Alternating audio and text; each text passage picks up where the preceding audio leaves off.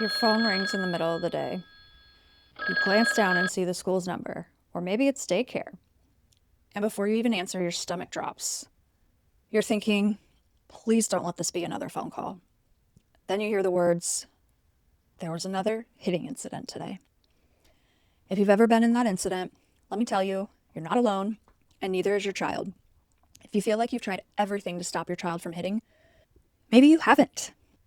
I'm a special education teacher, and I work like a behavior detective. And hitting is one of the hardest behaviors to investigate. There isn't necessarily a magical parenting technique. I bet no one has asked you this yet. Have you tried changing your perspective? Don't blame yourself, and don't blame your child either. Sometimes the first thing that has to change isn't our child's behavior. It's the way we understand it. Sometimes our ability to change our minds is eventually what changes our child's. Today, I'm going to help you become a behavior detective. We're going to investigate what your child's hitting might actually be telling us.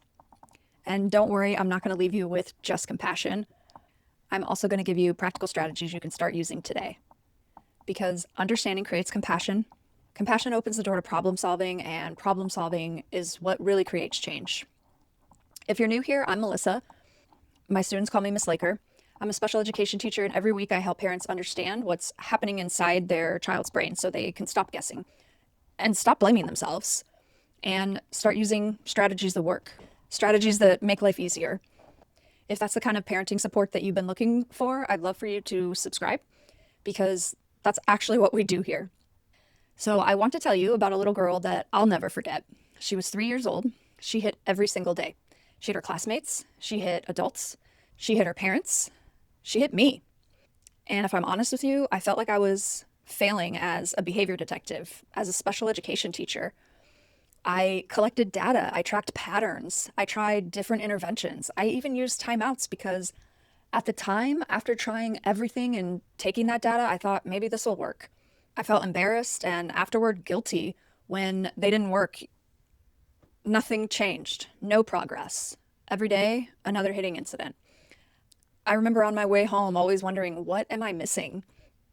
Looking back now, I realize I wasn't failing. I just didn't have enough clues yet. I eventually had to leave that school in the middle of the semester because of health reasons. I had to go back to my other school. So I don't know how everything turned out. I don't know if her behavior changed. I don't know exactly why she was hitting. It used to bother me. But here's what I do know. She had parents who loved her, parents who kept showing up for her, parents who were exhausted, parents who were getting hit themselves, parents who desperately wanted to help their daughter. And I truly believe that that mattered more than they probably realized. Because while everyone else was out there searching for answers, she was surrounded by people who refused to give up on her. And one day, she was going to be okay. So let's become behavior detectives together. Let's investigate this behavior because hitting isn't a behavior that has one solution. It's information, and our job isn't to judge it. Our job is to understand what it's trying to tell us. Let's put our detective hats on because detectives can't solve mysteries by guessing. We gather clues, and before we decide what to do about the hitting, we have to figure out what the hitting is trying to tell us. Some experts are going to tell you differently. They're going to tell you that hitting is the problem, but I'm going to tell you something. I truly believe your child is not the problem to solve. Your child is showing you symptoms. Change your perspective with me for a few minutes. Your child is giving you information, and information always tells us something if we know how to read it. So when a child hits, the first question isn't what's wrong with them. The first question is, what is the behavior trying to tell me? That question helps us the most. The first clue that helps me the most is communication, especially with the littles, with the toddlers, the elementary students. Imagine you're trying to tell someone something really important, but every time you open your mouth, the words don't come out. You probably use your body. Little kids do exactly that. They don't always have the language to say, he's too close. I wanted that toy, or I'm frustrated. Leave me alone. Sometimes their hands speak before the words can. That doesn't make hitting okay, but it does change what we teach. Instead of saying, don't hit, we also have to teach, what can you do instead? Maybe that's teaching them to hand you the toy instead of grabbing it. Maybe it's teaching them to say, my turn, or help, or even teaching them to tap your shoulder instead of using their hands to hit. The replacement skill depends on the child. That's why we investigate first. Clue 2, impulse control. This one is really important because parents often assume that they know better. Sometimes they absolutely do. Knowing and doing are two completely different skills. And your kid doesn't wake up in the morning and think, today is the day I ruin recess. Let me give you an adult example. Have you ever accidentally interrupted someone? The second the words leave your mouth, you think, I didn't mean to say that. I didn't mean to interrupt them. You knew better. Your brain just didn't stop you in time. That's impulse control. Now imagine being 2 or 3 or 4 years old with a brain that's still learning how to press the brakes. Sometimes the hit happens before the thinking catches up. Again, that doesn't make it okay, but it changes what we teach. Now we're teaching waiting, stopping, using our body safely instead of assuming they chose aggression. The third clue, overwhelm. Hitting sometimes has nothing to do with the other child at all. Sometimes the body's overwhelmed. Think about the busiest grocery store you ever walked into. For me, it's Costco. The lights, the carts, the crying babies. Sometimes there's announcements over the loudspeaker. By the time you get back to your car, you don't want anyone talking to you. Now imagine you're little. You can't leave. You can't tell anyone. That's too much. Your body, it just reacts. Sometimes that reaction is pushing. Sometimes it's hitting. Sometimes it's throwing yourself on the floor. Again, the behavior is information. Okay, before we move on, hear this. Please don't leave this video thinking, okay, my child hits because of communication, or it's sensory, or it's impulse control. Because the truth is we don't know yet, and that's okay. Being a behavior detective doesn't mean you immediately solve every mystery. It means you stay curious long enough to keep gathering clues. Clue 4 is sensory needs. Not every child hits because of sensory differences, but some do. Think about the last time someone stood a little too close to you. Without even thinking about it, you might have taken a step back. Your body was protecting your personal space. Some children experience the world like this all day. Every sound feels louder. Every touch feels bigger. Every bump from another child feels more intense. Sometimes a hit isn't aggression. It's their nervous system trying to create space. Other children are the exact opposite. They're seeking input. They crash into things. They jump. They squeeze. They push. Their bodies are looking for sensory input. The behavior looks exactly the same, but what's causing it is completely different. That's why we investigate. I have a video about the difference between overstimulation and understimulation while still seeking sensory input on this channel that explains this more, and I'll link that in the description. The fifth clue is emotional regulation. Have you ever been so frustrated that you slammed the cabinet door? Or maybe you snapped at someone. You immediately wished you could take it back. You weren't trying to hurt anyone or make anyone mad. Your emotions just came out through your body. Little kids have those same big emotions. The difference is their brains haven't learned how to manage them yet. When frustration gets bigger than their skills, their body takes over. That's why our job isn't just to stop the hit, tell them no. It's to teach them what to do with those feelings. Clue 6. This last clue is my favorite because it's a clue that gives me the most hope. Sometimes children hit because they simply haven't learned another way. We don't expect children to read before they've learned the letters.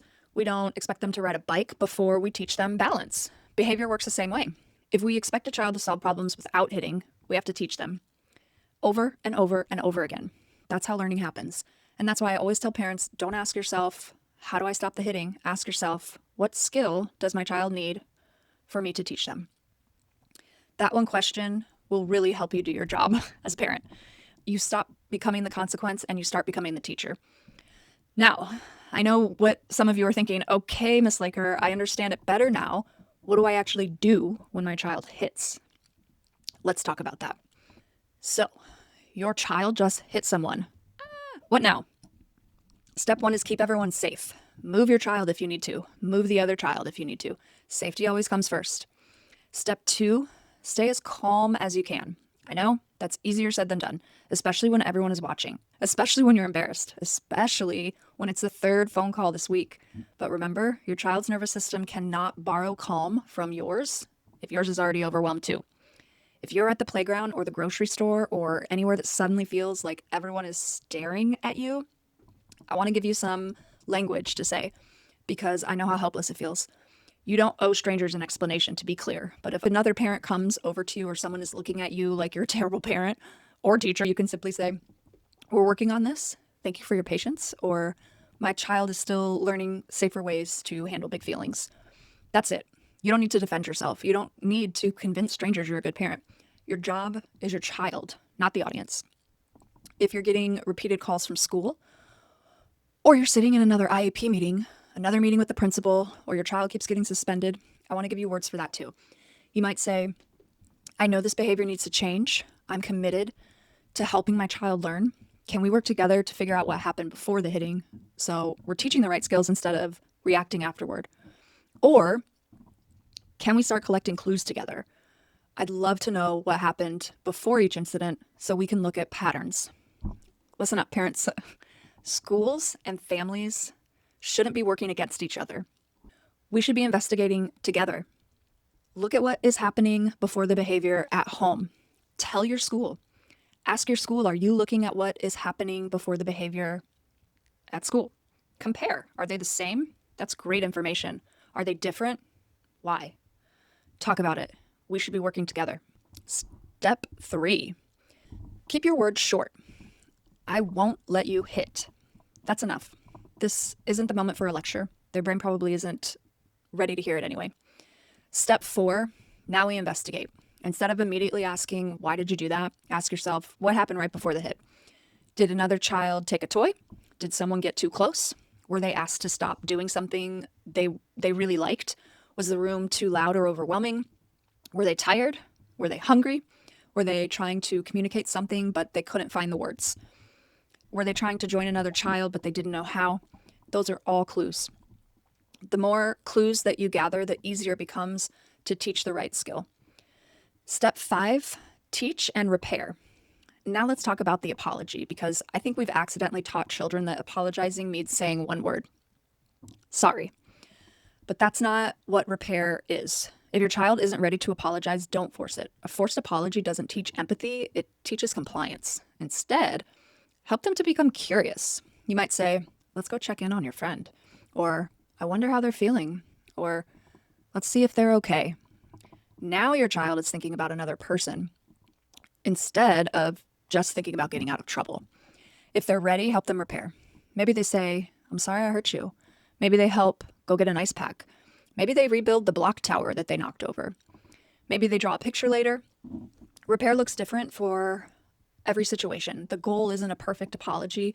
The goal is helping your child understand their actions affect other people. And I want to say one more thing too. If your child is the one who got hurt, please don't teach them to respond with, it's okay. Instead, we can teach them to say, thank you for apologizing, or thank you for checking in on me, or simply, I appreciate that. Because children deserve to learn that two things can be true at the same time. It wasn't okay to hit, and relationships can be repaired. That's one of the most important skills that we can teach. If you remember one thing from this video, remember this. Your child isn't the problem to solve. The behavior is. And we can't solve the behavior until we understand what's causing it. So before we jump to consequences, before we assume they're trying to be mean, before we tell ourselves they know better, let's become investigators. Let's gather the clues. Because behavior is information.